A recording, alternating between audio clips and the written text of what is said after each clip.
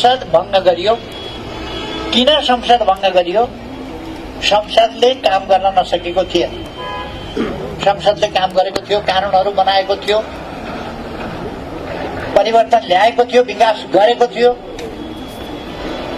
र यी 10 वर्षहरू नेपालको इतिहासमा असाधारण विकासका वर्षहरू। नेपालमा पूर्वाधारको विकासको सन्दर्भमा भन्ने हो भने 1 वर्षमा 10 किलोमिटर मात्रै बाटो बन्ने गरेको पनि रेकर्ड छ। तर म प्रधानमन्त्री हुँदा एक दिनमा 5.6 किलोमिटर बाटो कालोपत्र हुने गर्यो। यही क्षेत्रमा पनि दृष्टान्त दिन सकिन्छ। यस क्षेत्रमा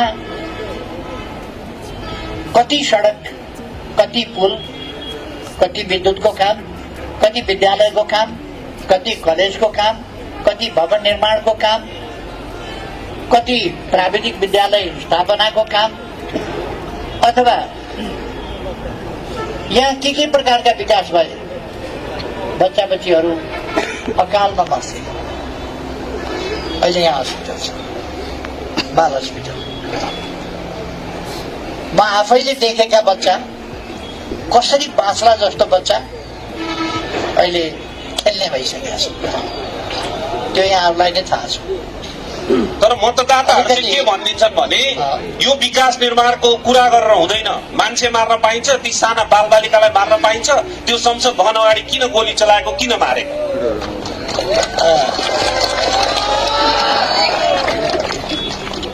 नबुझ्ने पनि धेरैको हुनु छ रहेछ।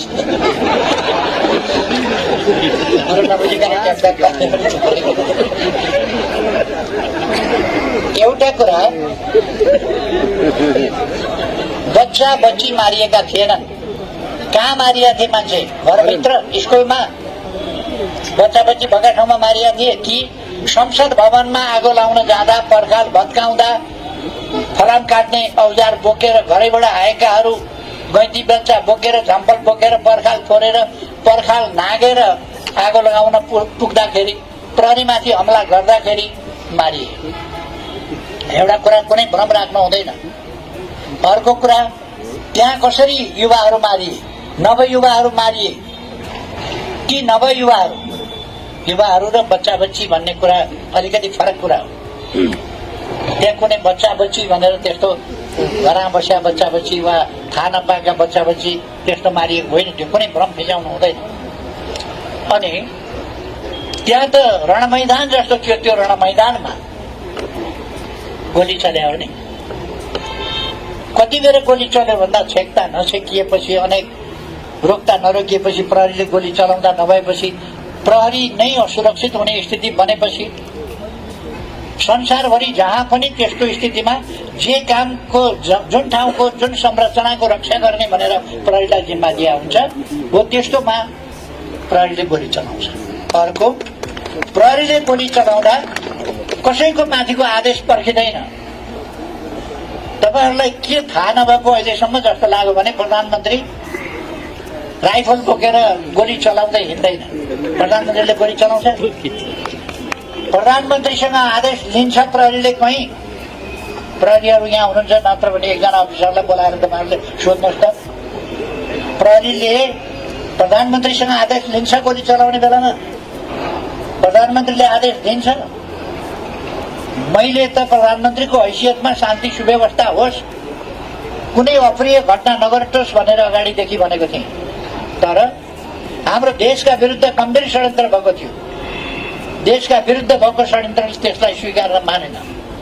त्यसो भएपछि त्यो खालको एउटा परिस्थिति निर्माण भयो र गोली चलायो। गोली चलाउने वातावरण कसले बनायो? गोली कसले चलायो त्यसको छानबिन होला। आयोगले भन्ला प्रहरीले चलायो कि अर्कैले चलायो, त्यसको छानबिन होला। आयोगले भन्ला नि त, आयोग एउटा बनाएको थियो, रिपोर्ट बुझायो भने सुन्छु।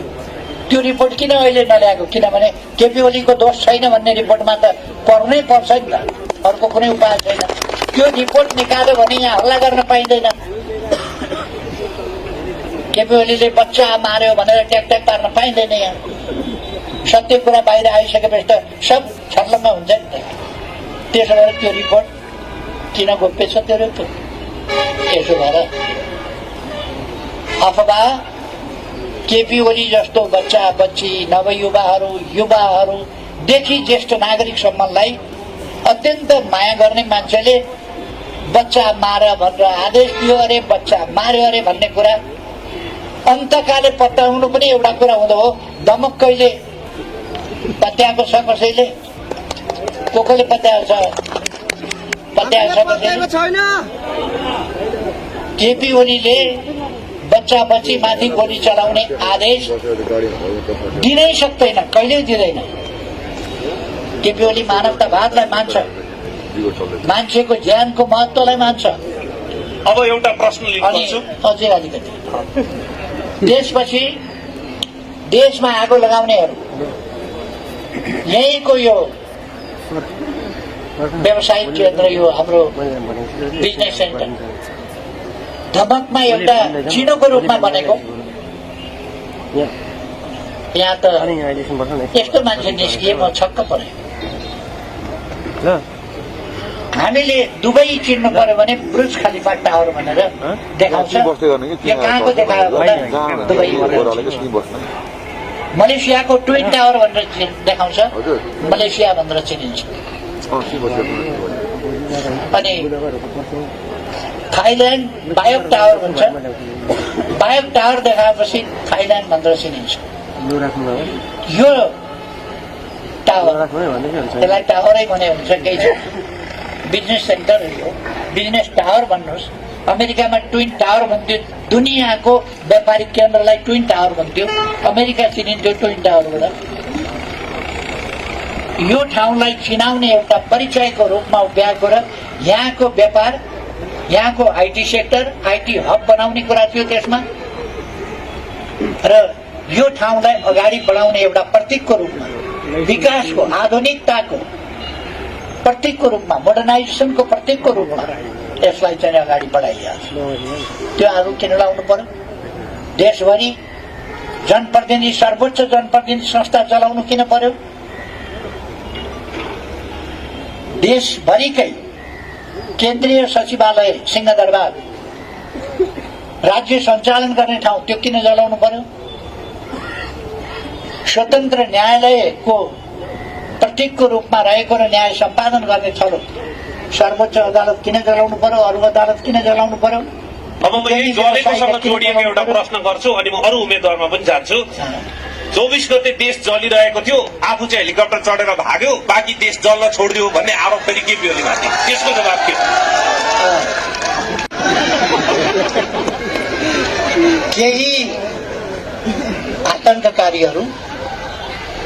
केही आतंककारीहरू हमला गर्न कोसिस गर्दै थिए। त्यस्तोमा मलाई सुरक्षा दिएर त आधुनिक बन्दुक बोकेर आर्मी बसेको थियो। म यहाँबाट हट्दिनँ भन्ने हो भने तिनीहरूले हमला गर्दाखेरि गोली चलाउनु पर्थ्यो। त्यहाँ 2019 होइन 1900 मान्छे मर्थे कि कति मान्छे मर्थे।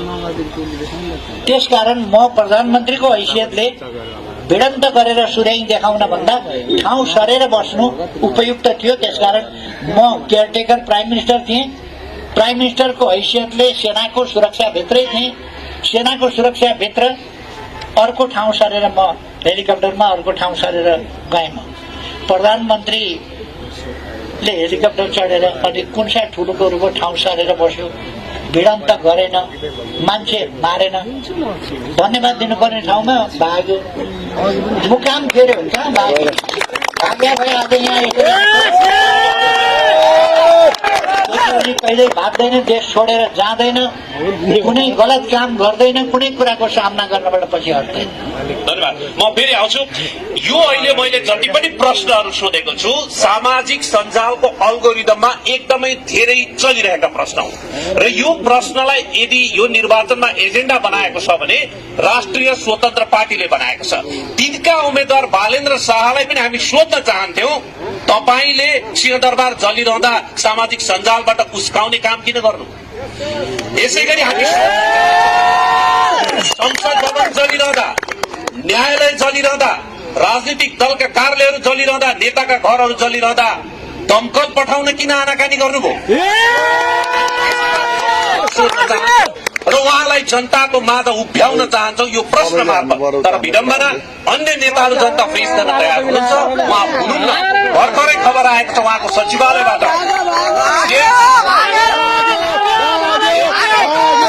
सचिवालयबाट जेम्स सीको कुरा आएको छ कि उहाँ के भन्नुहुन्छ भने अहिले नै हामीले मिडिया फेस गर्ने तयारी गरेका छैनौं। केही समयपछि हाम्रो नेता बालेन्द्र शाह मिडिया फेस गर्नुहुन्छ। आत्मसात गर्दै अहिले के भनौं भने हामी यो प्रश्न बालेन्द्र शाहलाई यही धरतीमा सोध्न पाउनेछौँ, यही दमक 5 को यही मैदानमा सोध्न पाउनेछौँ 21 गते भन्दा अगाडि। यति चाहिँ यहाँबाट भनौं। म अब रञ्जितजीसँग जान चाहे। तपाईहरू निर्वाचनमा मतदातालाई के भनिराख्नु भएको छ? अहिले दुईटा अतिवाद एकदम चलेको छ, बनाउने र डराउने भनेर। सानसाना बालबालिकादेखि लिएर त्यत्रो व्यक्तिहरूको हत्या भएको पृष्ठभूमिमा निर्वाचन आइरहेको छ। तर कसरी आइरहेको छ भन्दा संविधानबाट डिरेल भएर।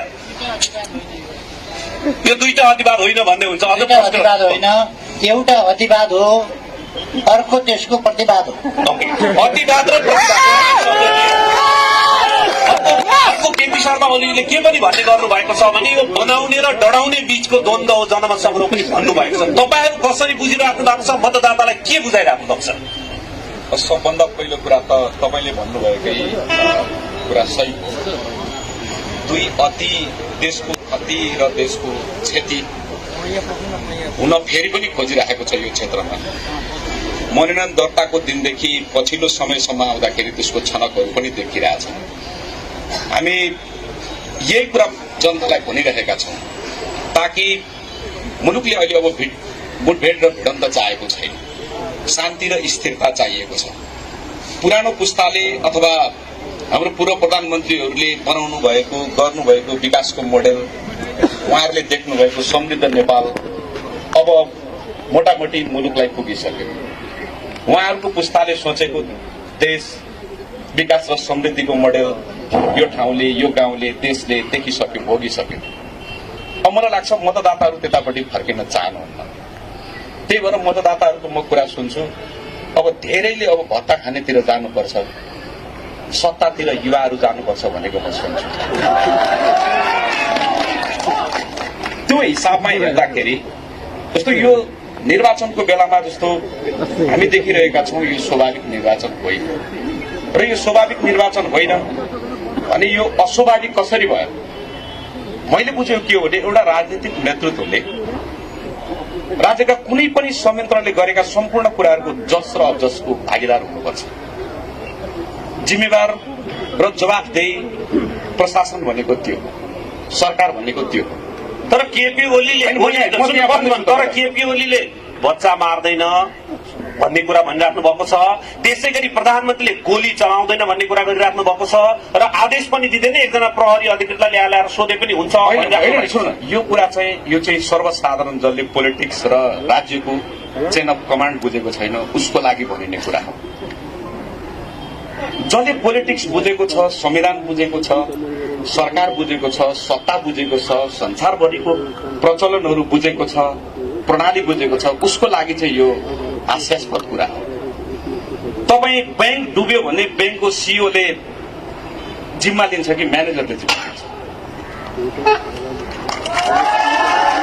कुनै पनि इन्स्टिट्युसनको कुनै पनि ओह्रालो यात्रा भयो भने त्यसको नैतिक जिम्मेवारी उसले भन्ला कि मैले घोटाला गरेको हो र मेरो बैंकको म्यानेजरले गरेको, उसलाई दोष देऊ न भनेर एउटा बैंकको अथवा कुनै एउटा इन्स्टिट्युसनको प्रमुख उम्किन पाउँछ? नैतिक जिम्मेवारी लिनुपर्छ कि पर्दैन? नैतिक जिम्मेवारी लिनुपर्छ नि। अब त्यस्तो कुरा मान्छेले यो कुरा भन्नुपर्छ कि यो कुरा साँचो उहाँले गरेको होइन, उहाँले होइन। तर देशको संविधानले के भन्छ भने देशको कार्यकारी प्रमुख, हेड अफ द एक्जिक्युटिभ भनेको प्राइम मिनिस्टर हो। त्यो प्राइम मिनिस्टरको कुर्सीले भन्नुपर्छ। हामीले केपी ओलीको जवाब खोजेको होइन नि।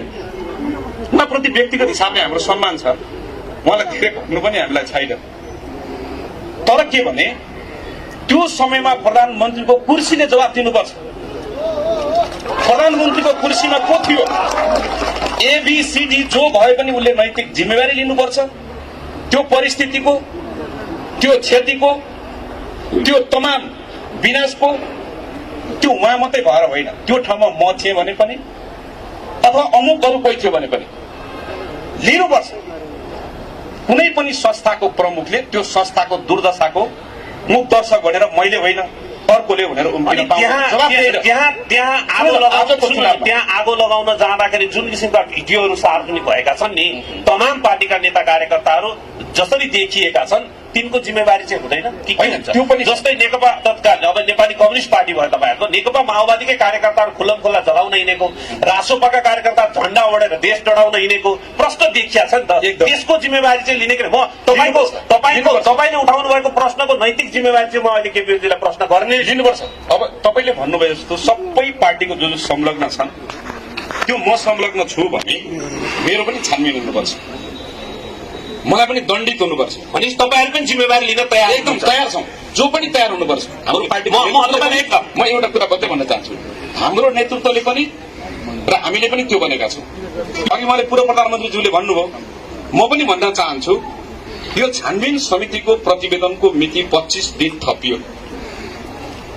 यो विगतको अरू आयोगहरूको जस्तै बेपत्ता आयोग हुने गरी यत्रो ठूलो 36 अर्ब भन्दा ठूलो, जसलाई 2,96,00,000 नेपालीहरूको टाउकोमा बाँड्यो भने 1,200 रुपियाँ पर व्यक्ति ऋण थपिँदो रहेछ। अब तपाईँले एकदम ठिक आउँछु र अहिले मैले यति भने यो निर्वाचन चाहिँ जवाबदेही र जिम्मेवार अनि पारदर्शी नेतृत्व चाहियो भन्ने कुरा पनि हो यो निर्वाचन। ओके, मन्त्राजीसँग जानुभन्दा अगाडि तपाईँलाई के बताउँ भन्दाखेरि अहिले भर्खरै रञ्जितजीले भने जस्तो 36 अर्ब भनेको 30 अर्ब भन्दा बढी डढेर सिद्धियो, इलेक्सन गरेर फेरि 30 अर्ब सिद्धिँदैछ। अब यो 60 अर्ब तपाईँ हामी मतदाताको टाउकोमा थुपारेर कस्तो किसिमको चुनाव हुँदैछ र यसले परिणाम के दिन्छ, यसको जवाब पनि तपाईँहरूले 21 गते खोज्नु पर्ने भएको छ। यो कुरा भन्न चाहन्छु मन्त्राजी, तपाईँको जवाब के हो भन्नु त? डढाएर पनि 30 अर्ब सकाउने, चुनाव गरेर पनि 30 अर्ब सकाउने, अनि जनताले चाहिँ के पाउने तपाईँहरूबाट? धन्यवाद। यो देशको दुर्भाग्य पनि हो एउटा, र नेपाली कांग्रेसले माथिबाटै बदलियो कांग्रेस बदल्छौं देश भनेर आएको छ नि, देशको यो हाम्रो एउटा दुर्भाग्यलाई नेपाली कांग्रेसले पनि भागीदार भएको छ। किनभने देशमा त्यत्रो बच्चाहरूको विखण्डन भयो, आज सबै आमाहरूको काख रित्तियो, आज देशमा आमाहरू काख रित्तियो त परिवारमा पनि एउटा शून्यता छायो। त्यसले गर्दाखेरि पक्कै पनि कहाँबाट गल्ती भयो के भयो अघि भन्दै रञ्जितजीले भन्दै गर्दाखेरि गल्ती कसले गर्यो, त्यो गल्ती गर्दै गर्दाखेरि त्यो किन रोकिन सकेन? 23 गते त त्यो गर्यो गल्ती, 24 गतेमा झन् ठुलो गल्ती भयो। त्यसको लागि हामी सम्पूर्ण देशवासीले बुझ्नुपर्छ आफ्नो आफ्नो ठाउँबाट, नेता मेरो होइन, देश हाम्रो हो, देशै नरहे नेता कहाँ रहन्छ भनेर हामीले भनिरहँदाखेरि नेपाली कांग्रेसले यो जिम्मेवारी लिएको पनि छ र नेपाली कांग्रेसले माफी मागी गरी बदलिन्छ कांग्रेस बदलिन्छ देश भनेर हामी अगाडि बढ्छौँ। तर तपाईँहरूलाई अहिले मतदाताले सबैभन्दा बढी प्रश्न चाहिँ शेरबहादुर देउताजीकोमा डढेको पैसा कहाँबाट आयो भनेर गरिरहेछ, कहाँबाट आयो? त्यो पैसा अहिले त मैले धेरै देखि पनि रहेको छु, सुनि पनि रहेको छु। घरमा नेताको घरमा 1.5 लाख जसको पनि हुन्छ। त्यो पैसा अहिले मेरै घरमा हेर्ने पनि अलिअलि पैसा हुन्छ। हेर्नुहोस्, त्यो पैसा डढाउँदै गर्दा थोरै थोरै फेद 2-4 फेद देखाएर चाहिँ त्यो धेरै पैसा डढो भन्न सकिँदैन। जसको घरमा नि हुन्छ त्यति पैसा डढ्छ। तर त्यो कहाँबाट आयो केबाट आयो त छान्ने आएकोले हेर्ला नि त, छान्ने आयोले नियन्त्रण गर्ला नि त। त्यो पैसा कहाँबाट आयो, किन आयो, कसरी आयो गर्ला नि त। 2046 सालको जनआन्दोलन पछि 2048 देखि लगातार सत्तामा रहेको कांग्रेस भ्रष्टाचारमा त चुर्लुममा डुबेको त हो नि, होइन? अब अहिले पटक पटक 48 साल पछिको सबै भ्रष्टाचार छानबिन गर्नुपर्छ भन्दा नेपाली कांग्रेस देशमा 1 नम्बरमै पर्यो। नेपाली कांग्रेस 1 नम्बरमा परेको होइन, नेपाली कांग्रेसलाई छानबिन गरेर प्रमाण ल्याउनु पर्यो नि त। जब प्रमाण बिना चाहिँ डुबेछ भ्रष्टाचारमा, यो डढेछ त्यो डढेछ भनेर हुँदैन। प्रमाण हुनु पर्यो। सबैभन्दा पहिला प्रमाण भयो भने कारवाही गर्नुपर्छ। कारवाही हाम्रो पार्टीले पनि हामीले आफैले कारवाही गरेका छौँ। परिवर्तन गरेर आयौँ नि त, युवा परिवर्तन गऱ्यौँ नि त। जिउँदो कांग्रेस भयो नि त। अब मरेको दास र लासको पार्टी त होइन नि त। यो त परिवर्तन भयो त। आज मैले पनि टिकट पाएँ त। यहाँ महिलाहरूले देशभरि 11 जना महिलाले टिकट पायो, युवाहरूले पाए। 165 क्षेत्रमा 106 जना त हामी सबै नयाँ आयौँ। किन भन्दा देश परिवर्तन भएको हो नि त यो। देश परिवर्तन नभएको भए त हिजोकै नेता ल्याउँथ्यौँ होला। हिजोको नेता लिएर आज हामीले भोट माग्दै हिँड्दाखेरि त गाउँमा छिर्न पनि दिँदैन थियो होला नि त मलाई। आज हामी गाउँमा छिर्दा किन सबैले अँगालो मार्ने, शुभकामना दिने र राम्रो मान्छे आएछ, यही ठाउँमा दुःख गरेको मान्छे आएछ भन्छ नि त। किन भन्छ होला त भन्दा देश परिवर्तन भयो। अब मैले म यहाँ शर्मिलाजीसँग आउनुभन्दा अगाडि चाहिँ तपाईँहरूको अहिलेको नयाँ पार्टी सभापति गगन कुमार थापाजीले नै पटक पटक संसददेखि सार्वजनिक मञ्चमा 46 साल 48 सालपछिको सम्पूर्ण भ्रष्टाचार छानबिन हुनुपर्छ भनेर बोलिराख्नु भएको छ र सबैभन्दा धेरै सरकारमा बसेको पार्टी पनि भएको हुनाले यो प्रश्न गरेको थिएँ।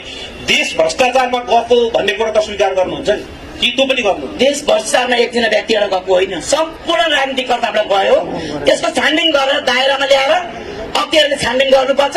सबै भ्रष्टाचार गयो गयो गयो मात्रै होइन, छानबिन गर्ने अख्तियार कहाँ गयो त? छानबिन गरेर हाल्नु पर्यो नि जेल।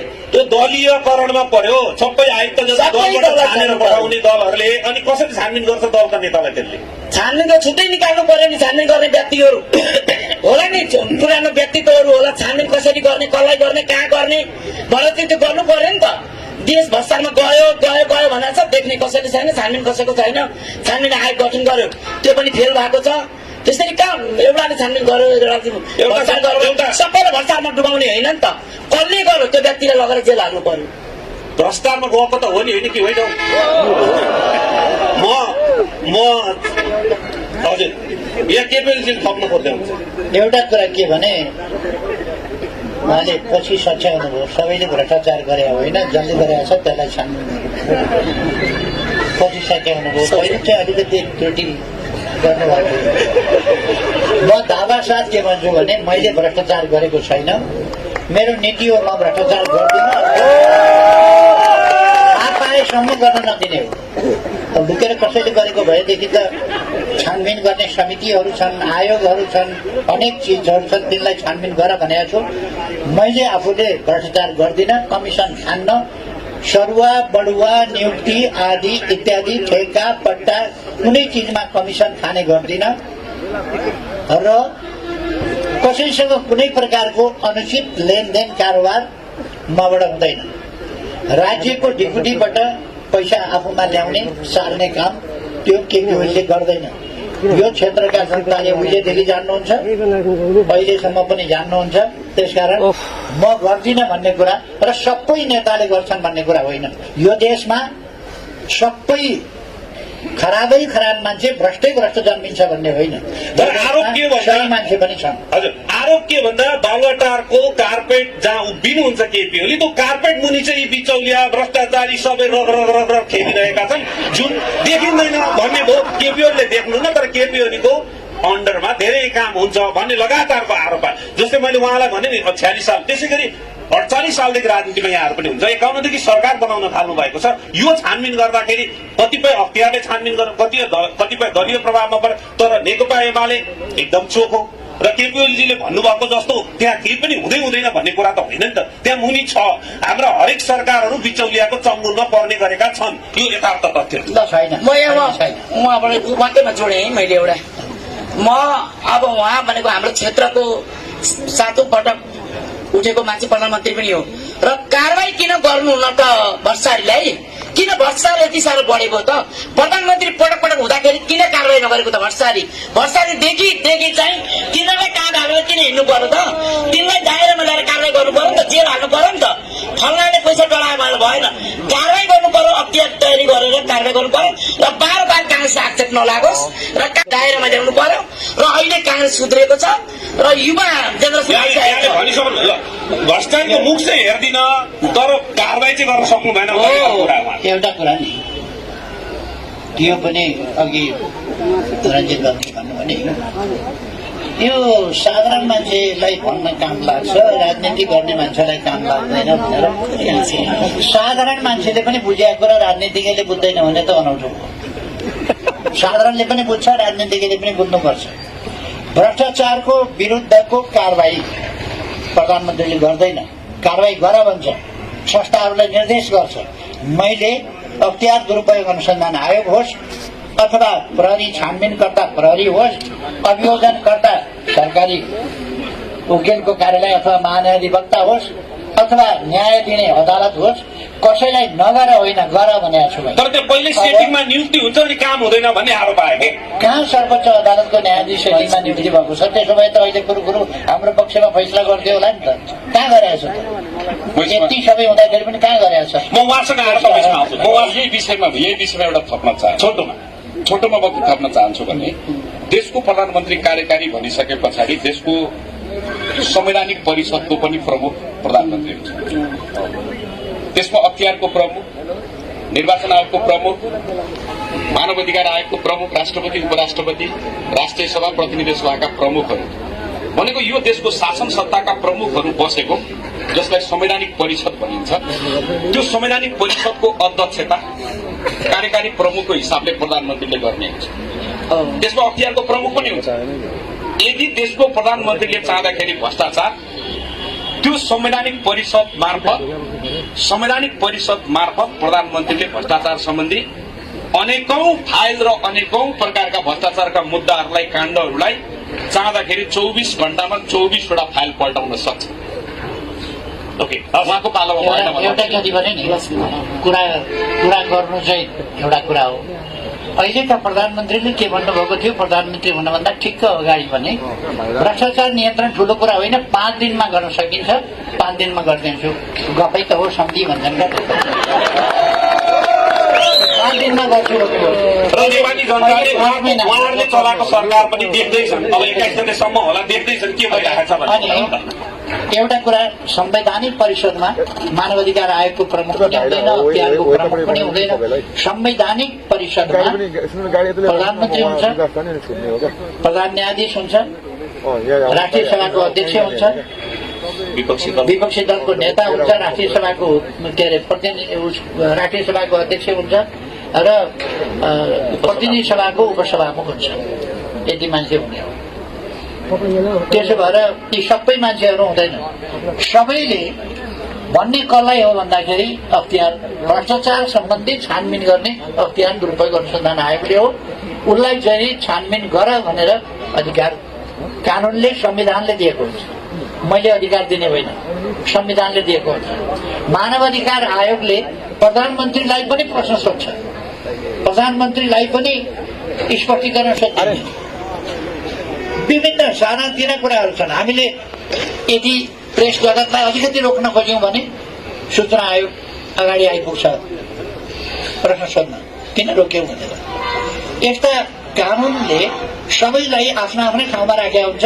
प्रधानमन्त्री कार्यकारी प्रमुख हो, तर जे मन लाग्यो त्यही गर्न पाउँदैन, गर्न दिनु पनि हुँदैन प्रधानमन्त्रीलाई, किन स्वेच्छाचारी हुन्छ। म अब यतापट्टि आए। लक्ष्मीजी, जस्तै तपाईँहरू अहिले चुनावमा हिँडिरहँदाखेरि यो देश राज संस्था पुनर्स्थापना भएपछि मात्रै बच्छ, हामीलाई मत दिनुहोस् भन्दै हुनुहुन्छ। धन्यवाद विजयजी। न्युज 24 टिभीका सम्पूर्ण टिमलाई म झापाको दमकमा स्वागत गर्न चाहन्छु। सर्वप्रथम त उहाँदेखि आइदिनु भयो र मेरा सम्पूर्ण शुभचिन्तकलाई यहाँबाट नमन गर्न चाहन्छु। तपाईँले सोधेको क्वेसन, राज संस्था पुनर्स्थापना गरेपछि मात्रै यो देश बच्छ किन भन्यो भने हामी अहिले त्यही मुद्दामा हिँडेका छौँ। सर्दै पूर्व प्रधानमन्त्री यही हुनुहुन्छ, उहाँका जवाब हामीले धेरै सुन्यौं। जिम्मेवारी के लिनुपर्छ, कसले लिनुपर्छ, कुन समितिले के गफ गर्नुभयो, म त्यतातिर जान चाहिन।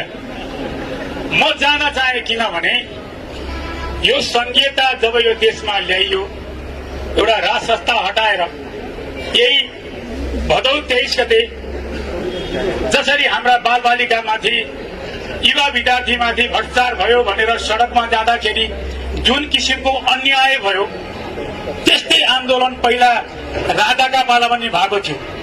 उहाँ देशको सच्चा अभिभावक हुनुहुन्थ्यो, त्यसैले देशका नागरिक मर्नु हुँदैन भनेर उहाँले दरबार छोडेर जानुभयो।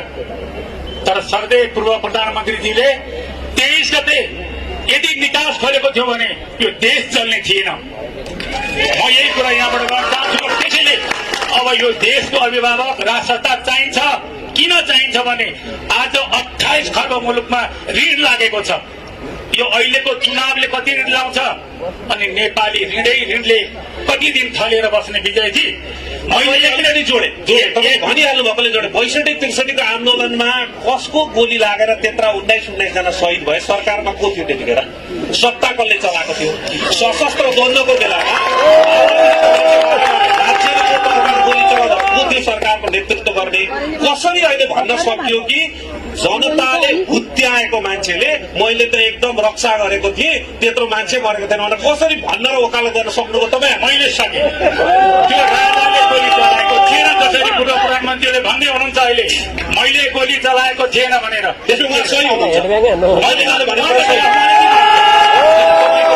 अहिले राजसत्ताको कुरा सोचेका कारणले राजसत्ताको जवाब दिइरहेको छु कसरी अहिले भनेर उदाहरण दिनुभयो के भन्नु होइन अहिले उहाँले के भन्नुभयो जिम्मेवार निकाय त प्रधानमन्त्री हुनुहुन्थ्यो कुरा नि त तपाईँको क्वेसनलाई तपाईँ क्वेसनलाई नदिइसकिने हो यहाँले सोध्नु भएको राजसत्ताको कुरा सोधिरहनु भएको छ किन आवश्यकता भयो किन त्यस भन्छ भने मैले मान्छे मरेको विषयमा सोधेको कि ६२-६३ आन्दोलन त्यत्रा मान्छे मर्दा बुझ्यो सत्तामा एकलौटी नेतृत्व भएको संसद विघटन गर्न कसले चलाइराखेको थियो अनि त्यत्रो सशस्त्र द्वन्द्व हुँदा माओवादी तर्फबाट जति भने त्यति नै अर्को तर्फबाट मर्दा को थियो त्यो भन्नेको जवाब को थियो त्यो तपाईँको जवाब त जसले आएर त्यसपछि सरकार चलायो त्यो देशका राजाले राजगद्दी त्यागेर गएको त सबै जनताले देखेको छ मजासँग देखाएको छ हुत्याएको पनि हो जसले जसरी हुत्यायो उहाँ भाग्नु भएको त होइन नि उहाँलाई सत्सम्मान यो देश बच्छ भने मैले कुर्सी छोड्नुपर्छ भन्नुभएको देश छोड्नुपर्छ भन्नुभएको छैन उहाँले राजगद्दी त्याग्न तयार हुनुभएको हो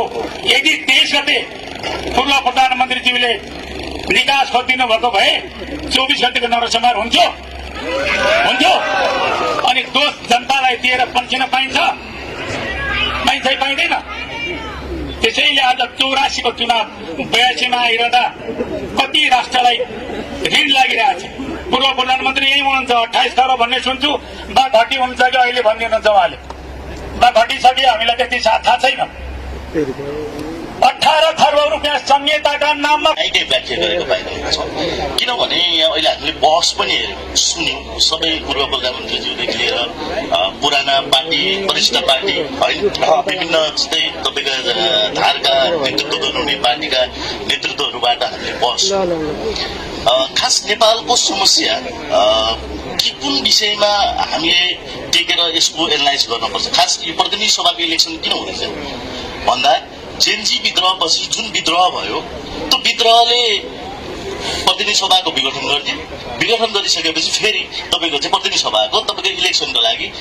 तोकेको समय हो यो अब इलेक्सनदेखि इलेक्सनसम्म त हामीले भोगिरहेको नै हो यो निरन्तरतामा आउने चुनाव पनि होइन आकस्मिकतामा आएको चुनाव हो यो चुनाव किन भइरहेको छ जेनजी विद्रोह किन भयो खास गरी बुझ्नुपर्ने पाटो यहाँनिर छ र मतदाताहरूले पनि यही विषय चाहिँ उठाइराख्नु भएको छ अब हाम्रो मागहरू हामीले साँच्चै नेपालमा बसेर रोजगार पाउँछौँ त स्वास्थ्य शिक्षा सारा कुरा हामीलाई राज्यले ग्यारेन्टी गरिदिन्छ त अघि मात्र मलाई एकजना मतदाताले भेटेर भन्दै हुन्थ्यो मेरो छोरी होइन ब्रेन ट्युमर भएर पैसा उठाउँदै आएको तपाईँले मलाई केही सहयोग गर्नु पर्यो भनेर आउँदै हुन्छ यो समस्या यत्रो व्याप्त समस्या किन रह्यो त यो समस्या आउनुको कारण के हो त फेरि हामी इलेक्सनमा छौँ फेरि त्यसो हुँदाखेरि हामीले भनेको के थियौँ भने हामीले 2072 सालमा संविधान जारी हुँदै गर्दा यो अपुग्ता छ जनताको निम्ति संविधान बनेन जनताको अधिकार सुनिश्चित गर्ने संविधान बनेन यहाँ केही खान मान्छेहरूलाई सुरक्षित गर्नका लागि यो संविधानले एउटा आफ्नो कामहरू अगाडि गरेको देखिन्छ त्यसो हुँदाखेरि मैले भन्न खोजेको कुरा के हो भने जनताको संविधान बनाउनेतिर अथवा यही संविधानले अगाडि सारेका केही मिठा कुराहरू अघिल्लो निर्वाचनमा गरिएका कुराहरू र यही संविधानले दिएको एउटा अधिकारलाई जनतासम्म पुर्याउने कुरामा पनि यसमा चाहिँ तपाईँको काहीँ न काहीँ रूपमा तपाईँको चाहिँ राजनीतिक दलहरूको समस्या र राजनीतिक दलहरू पनि तपाईँको चाहिँ क्लियर नभइसकेपछि राजनीतिक दलहरूले यसको कार्यान्वयन गराउन नसकेको अवस्था देखिन्छ त्यसो भ्रष्टाचार सारा कुरा यी मौलाए त्यसो हुँदा हामीले अहिले के भनिरहेछौँ भने यो संविधानको पूर्ण रिफर्म चाहिन्छ आवश्यक छ संविधानको चाहिँ तपाईँको पुनर्लेखन पनि आवश्यक छ भनिरहेछौँ त्यसो स्थिर सरकार पनि भइरहेको छैन यी सारा कुरा हेर्दाखेरि आजको इलेक्सनसम्म आउँदाखेरि यो इलेक्सन प्रति पनि हामी त गइरहेछौँ सहभागी बन्नका लागि गइरहेका छौँ तर यो इलेक्सनले पनि फेरि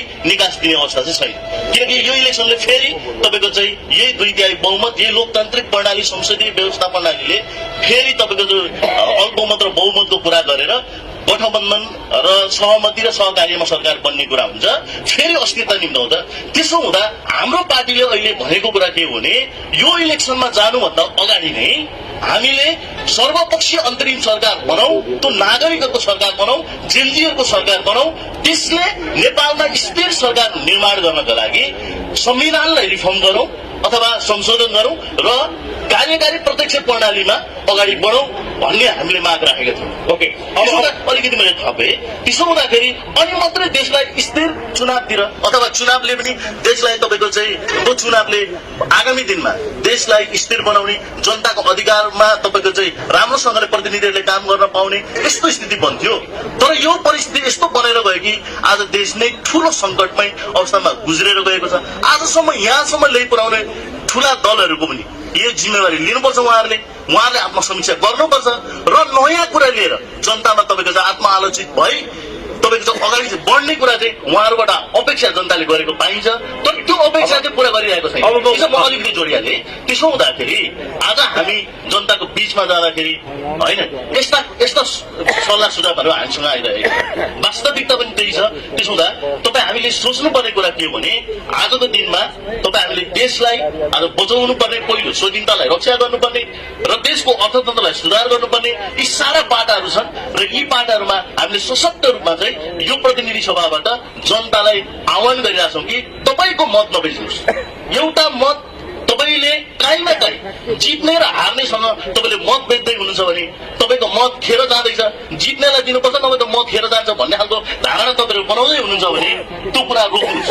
तपाईँलाई आत्मसन्तोषको मत तपाईँले जाहेर गर्नुहोस्, किनभने तपाईँ एउटा प्रतिनिधि सभाको होइन झापा 5मा इपी सेन्टरको रूपमा जुन व्याख्या गरियो होइन, केपी ओली हराउ अभियानमा 12 इन्च अभियान चलाइरहेको पनि पाइयो नि त। यहाँ त थुप्रै प्रतिनिधिहरू पनि तपाईँको चाहिँ यहाँ प्रतिस्पर्धामा छौँ नि त हामी।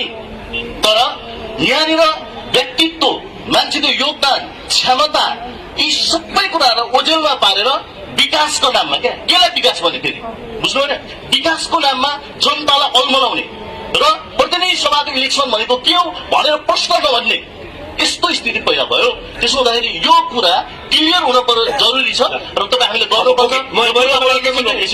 पूर्व प्रधानमन्त्री यहाँ साइडमै हुनुहुन्छ, छेउमै हुनुहुन्छ, उहाँ अनुरोध गर्न चाहन्छु जनतामा त्यो चेतनाको विकास गर्ने, त्यो चेतना ल्याउने काम तपाईँ हाम्रै हो, तपाईँ हामीले पहल गरौँ भन्ने कुरा अब राख्न चाहन्छु। अब मैले अघि मन्त्राजीकोबाट कुरा गर्न चाहे अध्यक्ष, जस्तै नैतिक जिम्मेवारी त लिनुपर्छ नि भन्ने कुरा रञ्जितजीले पनि भन्नुभयो, मन्त्राजीले पनि भन्नुभयो नि 23-24 गतेको घटनाको प्रधानमन्त्रीको हैसियतले ड्रप आउट हुने विद्यार्थीहरूको प्रतिशत पनि एकदमै घटेको छ। अहिले पढाइको हिसाबमा भन्ने हो भने छात्राहरू पहिले थोरै संख्यामा विद्यालय जान्थे, अहिले ठूलो संख्यामा जान्छ। स्वास्थ्य स्थिति के छ भन्ने कुरा 42 वर्ष सरदर आयु मान्छेको थियो भने 72 वर्ष अहिले पुगेको छ। 72 वर्ष भनेको सरदर आयु बनाएको छ मान्छेको, पहिले 42 वर्ष थियो। प्रति व्यक्ति आय $300 $150 कति थियो, अहिले 1500 भन्दा माथि गएको छ। र देशको समग्र अर्थतन्त्र केही अरबको थियो भने अहिले समग्र अर्थतन्त्र भन्ने भने खरबको, 1 खरब 2 खरबको हुँदो भने अहिले 60 खरब पुगेको छ। र यसरी अर्थतन्त्रको आकारमा वैदेशिक ऋण हुन्छ। यो त चलाकीको कुरा हो कि वैदेशिक ऋण यति भयो भनेर अरू सम्पन्न देशहरूको जति हुन्छ नि वैदेशिक ऋण त्यति नेपालको छैन, त्यो अनुपातमा छैन। ठूलो अर्थतन्त्र भएकाको ठूलो ऋण हुन्छ। एउटा कुरा अन्त लक्ष्मीजी अघि मैले त केही पनि उहाँको टिप्पणी गरेको थिएन, उहाँ मसँग किन खनिजमा थाहा त्यो बहसमा उहाँको आफ्नो कुरा हो। तर विकास भएकै छैन भन्नु भएन। यता अर्को साथीले भन्नुभयो विकासका कुरा गरेर जनता हकमा ल्याउन खोजिएको छ, अनि केले चाहिँ सचेत पार्ने त विकासका कुरा गरेर विकास हुनुपर्छ, विकास गर्नुपर्छ, शिक्षामा, स्वास्थ्यमा, सबै कुरामा विकास हुनुपर्छ, पूर्वाधारमा विकास हुनुपर्छ, सबै कुरामा विकास हुनुपर्छ, मानव संसाधनको विकास हुनुपर्छ, दक्ष जनशक्तिको विकास हुनुपर्छ। त्यो चिज हुनु पर्यो। अब मेरो तपाईँहरू दुईजनाले हात उठाएर म दिन्छु। म तपाईँसँग यति सबै सुनिसकेपछि पनि 6 पटक जिता, अब चाहिँ जिताउँदिन, तपाईँलाई मत हाल्दिन भन्नु मतदाताले किन नपाउने? होइन, मत नहाल्न नपाउने भन्ने पनि हुन्छ, तर यहाँ विकास भएको जनताले देखेको छ, अझ यत्रो विकास भएको देखेको छ, अझ काम अलिकति गर्न बाँकी छ, पुरा गर्न बाँकी छ, ती पुरा गर्नु परेन? सरकारले पुरा गर्छ। यससँगै जोडिएको छ। अहिले एकदमै धेरै हर घरमा गयो भने मतदाताहरू के मलाई त विदेशबाट छोराले फोन गर्यो, छोरीले फोन गर्यो, यो पालि त भोट यतातिर भन्यो, त्यसैको गर्नुपर्छ कि क्या हो भनेर कुरा राखेको सुनिन्छ। केही छोराछोरीहरूले भने हुन सक्छन् कि उनीहरूलाई सम्झाउनु पर्छ। त्यसपछि म तपाईँहरूमा मैले अलिकति पूर्व प्रधानमन्त्रीज्यूको कुरामा जवाब दिन चाहेको त होइन। मेरो चाहिँ विपक्षी पार्टी भए पनि मेरो पारिवारिक मान्छे हुन्छ। उहाँ आउँदाखेरि सुरक्षा बन्दोबस्ती सहित गाउँ एकदमै कहीँ कतै अवस्था हेर्ने गरी आउन नसकेर होला क्या हो। आज पनि सार्वजनिक स्थलमा बसेर बोल्दैछु, गाउँका सरकारी विद्यालयको अवस्था के छ उहाँले जे सुधार भयो भन्नुभयो। हिजो मैले पढ्दाको विद्यालय र आज गाउँमा गएर सरकारी विद्यालय हजुरहरूले हेर्नु भने हालत के छ तपाईँहरूले जवाब दिने कुरा हो कि यति बेहाल छ। आज बाख्रा चोरे ठाउँ जस्तो भएछ। पूर्व प्रधानमन्त्री हजुरले गएर हेर्नु भएको छैन, तपाईँहरूले सबैले हेर्छन्, त्यहाँ खाली पाउनुहुन्न। अर्को कुरा स्वास्थ्यमा यहाँ बिमा लागू भएको छ। अहिले घट्दा घट्दै 25,000 आएको छ। 25,000 रुपियाँ पाइन्छ। त्यो पनि धेरै अस्पतालहरू चाहिँ अब अस्पतालै बन्द गरेर जानुपर्ने हो कि त्यो पैसा पाउन नसकेर बिमाको पैसा भन्ने अवस्था छ। धेरै साथीहरू त्यो अस्पताल धाउँदै मर्नु परेको अवस्था छ। पूर्व प्रबन्धक त्यो गएर एकचोटि मसँग एकचोटि हिँड्नु, तपाईँहरू म हिँड्दा कसैले केही गर्दैन। मैले तपाईँलाई यही रोकेँ रञ्जित छोटोमा है त उहाँ टाइम दिनु। म एकदम छोटोमा के राख्न चाहन्छु भने अहिले विकास एक दुईवटा मोडेल देखाएर जो कुरा भइरहेछ नि, हामीले त देशको प्रधानमन्त्री बनाएको हो नि विगतमा। यहाँबाट देशको प्रधानमन्त्रीले 5 वर्ष 10 वर्ष संविधान बनेको 10 वर्षमा 5 वर्षमा प्रधानमन्त्री हुनुभयो, उहाँले स्वीकार्नुभयो। शिक्षा ऐन अहिलेसम्म आयो। हामी एउटा दुईटा स्कुलको कलेजको कुरा गरिरहेछौँ नि। स्वास्थ्य ऐन आयो, 3वटा सरकार छ नि हाम्रो। प्रहरी ऐन आयो, निजामती कर्मचारी ऐन आयो। एउटा राज्यले गर्नुपर्ने नियम कानून बनाएर शासन गर्ने हो नि राज्यले। एउटा नियम कानूनको जुन मूल नियम कानून बनाउनु पर्ने त्यो एउटा पनि बनेन।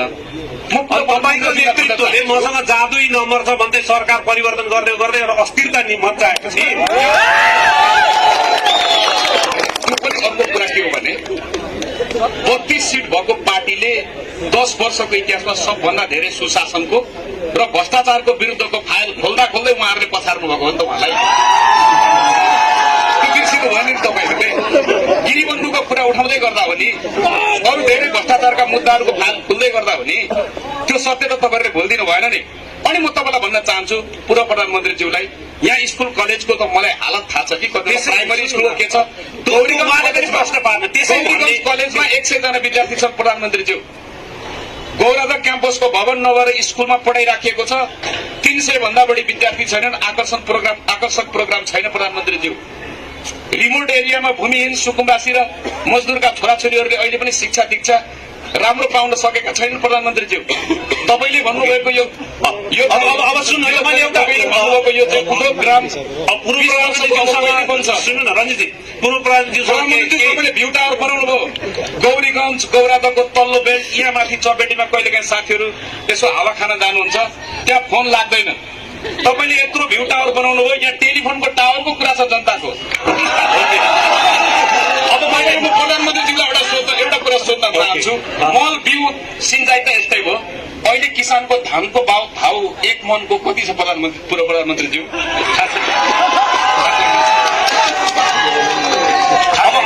अब मैले खालि तपाईँलाई के भन्न खोजेको भने तपाईँले अघि भनिरहँदाखेरिको कुरामा चाहिँ तपाईँहरूको पार्टीले पनि जोसँग पनि मिलेर सरकारमा जम गरिराख्ने कारणले गर्दा पनि अप्ठ्यारो मिल्थ्यो कि त्यसको जिम्मेवारी तपाईँहरूले आफू जस्तै राम्रो छ कि आफू जस्तै सुध्रेको बदलेको छ कि भनेर अरूलाई विश्वास गर्नु हाम्रो गल्ती हो र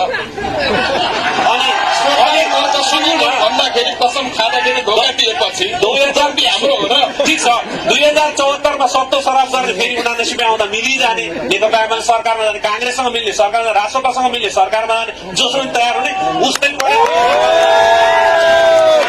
यो खालको अस्थिरता तपाईँको नेतृत्वबाट पनि आयो। तपाईँ दोषी हुनुहुन्न होला, तपाईँको नेतृत्वबाट पनि आयो कि भन्दा म यस्तै उहाँसँग पनि लिन्छु।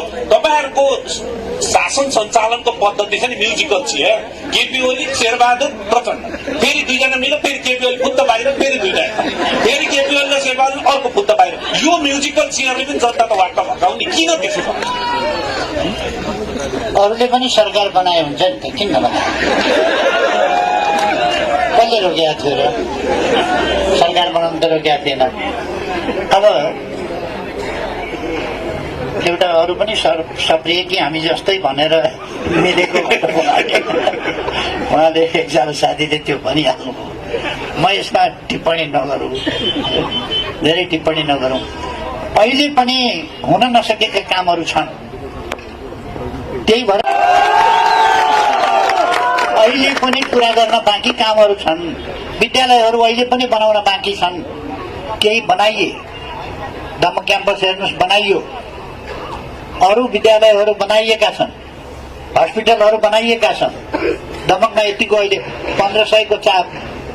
मैले हिजो मात्रै गएर हेरेँ, म त्यहाँ हिँड्दै थिएँ, मलाई अलिकति टाउको भारी भए जस्तो लाग्यो। हस्पिटलको अगाडि पुगेँ। म हस्पिटलको अगाडि पुगेपछि म हस्पिटलभित्र पसेर ब्लड प्रेसर चेक गराएँ। कहीँ ब्लड प्रेसरले हस्पिटलै अगाडि पुगिसकेको छु भने किन नजन्छ भनेर त्यसमा पनि यसो प्रश्न उठाएको जस्तो पनि मैले कता कति सुने।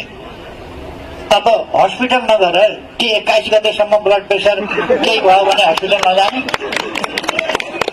21 गतेसम्म त हस्पिटलै जान नपाएर बिमारी भयो भने त हस्पिटल जानु परेन। ब्लड प्रेसर चेक गर्न हस्पिटल पसेँ, चेक गराएँ मैले।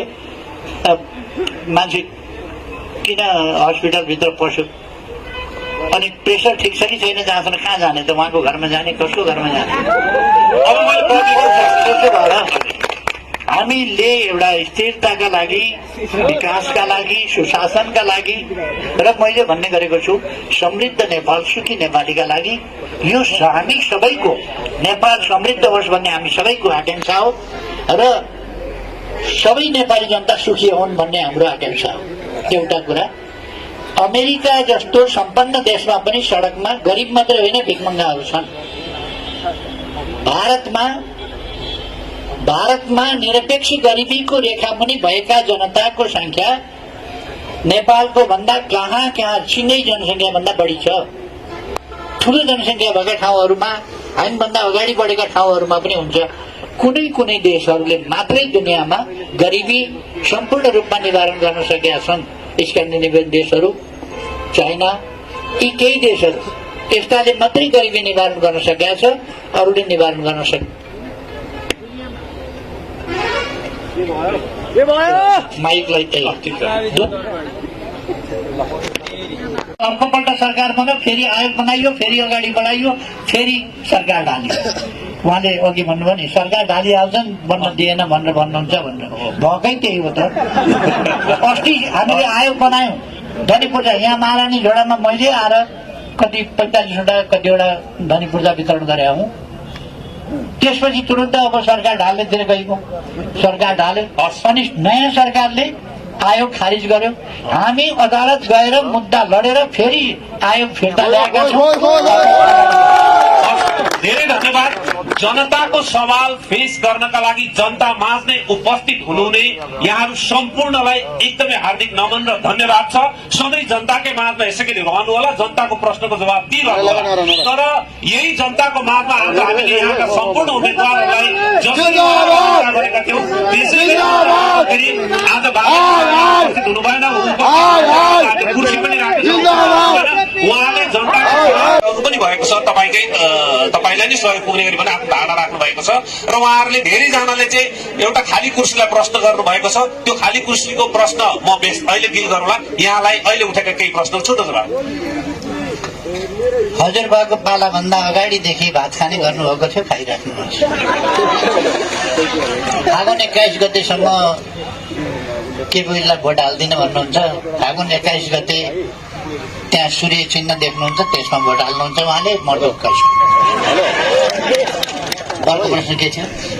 होइन, अर्को चाहिँ उहाँले रोजगारीहरूको कुरा गर्नुभयो। एकजना भाइले मेरो भ्रष्टाचार नहोस्, रोजगार पाउँ हामीले। अहिले भन्दा रोजगारीका अवसरहरू बढ्दै गएका छन्। धेरै रोजगारी प्राप्त भएको छ, धेरै उद्योग धन्दाहरू पनि खुलेका छन् र कृषिको आधुनिकीकरणबाट ठूलो रोजगारीको अवसरहरू सिर्जना भएको छ र अझ रोजगारीका अवसरहरू सिर्जना गर्न कृषिको आधुनिकीकरण, त्यसको व्यावसायिकीकरण र कृषि आधारित उद्योगहरू र स्टार्टअप हामीले सुरु गरेका छौँ। 25 लाखसम्म युवाहरूलाई बिना धितो ऋण दिने व्यवस्था सरकारले गरेको छ।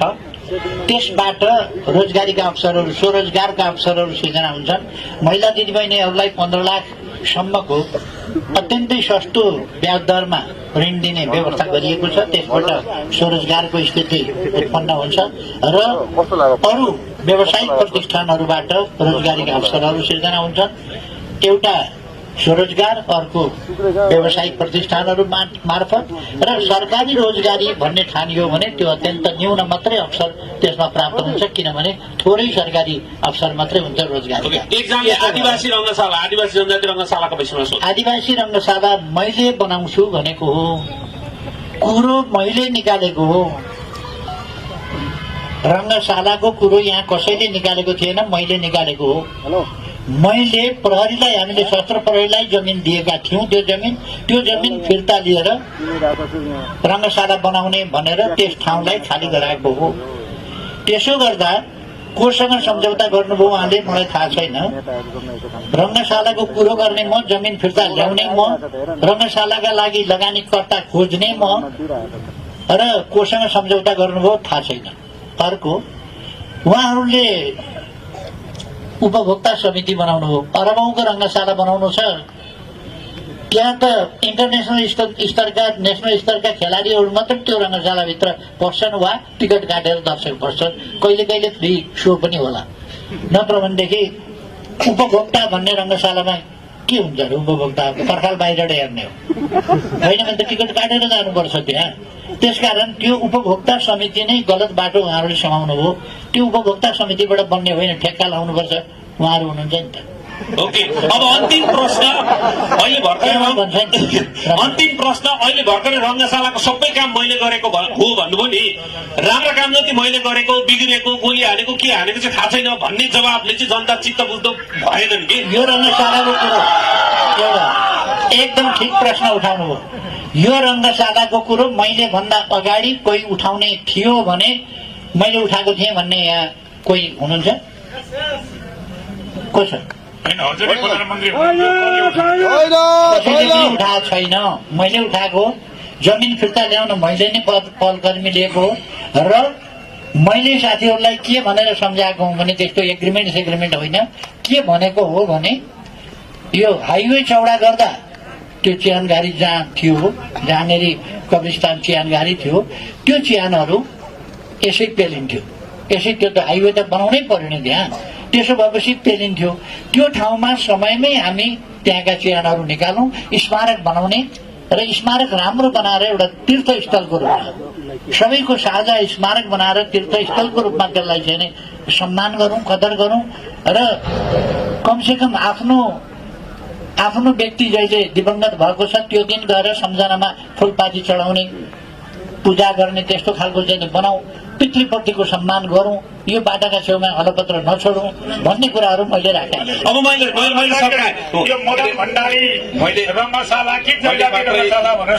मात्र 30 सेकेन्डमा के भनेको हो भने पूर्व प्रधानमन्त्रीजीलाई उहाँको त्यत्रो पवित्र इच्छा, चाहना, आकांक्षा हुँदै पनि अहिलेसम्म बनेन। कतिपल्ट जितेर कतिपल्ट प्रधानमन्त्री हुँदा बन्छ भनेको हो क्या? यो रङ्गशाला अनि अब सकौँ दिनु उहाँको एकजना भूमिहीन सुकुम्बासीले भन्नुभयो नि 20 वर्ष 30 वर्ष भयो भनेर भोट हाल्दै आयो औँलामा ठेला उठो भन्नुभयो नि। ठिक छ, कतिपल्ट जितेर कतिपल्ट प्रधानमन्त्री धनीको पाउँछौँ हामीले भनेको हो क्या। ओके, दुईटा कुरा आयो, एउटा रङ्गशाला, अर्को सुकुम्बासीलाई कतिचोटि ठेला उठेपछि भने कतिको सम्झाउँछ उहाँको जवाब। नामको पनि कुरा जनजातीय रङ्गशाला हिजो भनिरहँदा आज नाम चेन्ज भएको छ, उहाँको क्वेसन त्यो होइन तपाईँको? अहिले जनजाति रङ्गशालै भइसक्यो। होइन, एउटा कुरा के हो भने नामको पछाडि कुद्न खोजिया होइन, रङ्गशाला बनाउँदा एउटा राष्ट्रिय विभूतिको हैसियतमा भएको व्यक्तित्व, साझा व्यक्तित्व मदन भण्डारीका नामबाट बनाऊ भन्ने मेरो प्रस्ताव थियो। तर त्यसमा विरोध भयो। त्यो पछि रङ्गशालै बनाउन दिँदैनौ भनेर नेपाली कङ्ग्रेस र माओवादी पार्टीले रङ्गशाला बनाउन व्यवधान गरेपछि त्यही ठाउँमा गएर उहाँले भाषण गर्नुभयो बनाउन दिन्न भन्ने। पार्टीले होइन, अब कसले हो? नेताहरूले आएर भन्नुभएको छ। तथ्य सच्याउन के चाहन्छु भने कुनै पार्टीले होइन, त्यहाँ 2700 जसको चियान थियो, जसको पितृको चियान थियो, त्यो परिवारले चाहिँ हामीले चियान त्यस अर्थमा खन्न दिएका हौँ जहाँ एउटा पवित्र प्रतिनिधिको परिवारको हुन्थ्यो भने शेरबहादुर परिवारको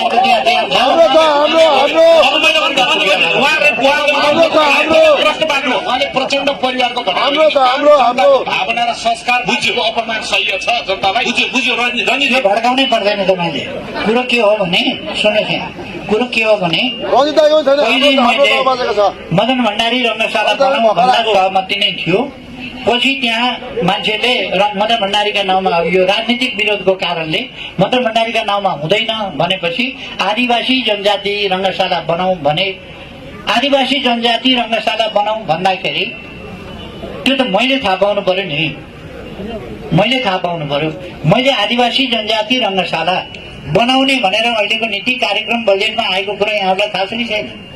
अब मैले ठिक छ, अब मैले भएको छ भने धन्यवाद। होइन, उहाँले धन्यवाद भनिसक्नु। मैले अन्तिम प्रश्न अघि उठेको पनि थियो। अब सुकुम्बासीहरूले ठेला उठ्दै गरी भोट चाहिँ हालिराख्नुपर्ने साथसाथमा कहिले लालपूर्जा नपाउने भन्ने प्रश्न जुन उठ्यो नि, र अब त्यसमा चाहिँ तपाईँको जवाब के?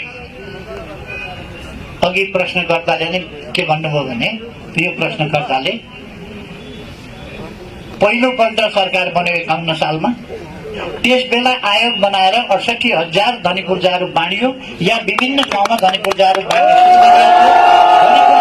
सुरु गरेपछि कसले सरकार ढाले म भन्दैन, सरकार ढालियो, त्यो त्यत्तिकै भयो। बाँडेको धनी पूर्जा चलन चल्तीमा आउन दिएन सुकुम्बासीहरूलाई, बाँडेको धनी पूर्जा रद्द गरियो, रोक्का गरियो।